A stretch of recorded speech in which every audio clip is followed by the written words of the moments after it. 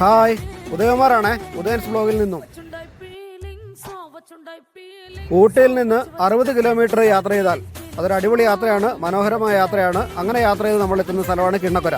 കിണ്ണക്കരയിലേക്കുള്ള യാത്രയും വിശേഷങ്ങളും ഉദയൻസ് ബ്ലോഗിൽ അപ്ലോഡ് ചെയ്തിട്ടുണ്ട്. എല്ലാവരും കാണുക, ഷെയർ ചെയ്യുക, സബ്സ്ക്രൈബ് ചെയ്യുക.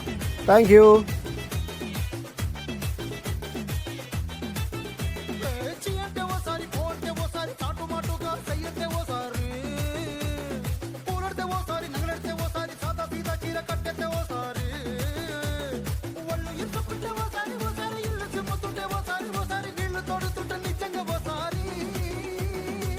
What you like feeling, so what you like feeling, so what you tap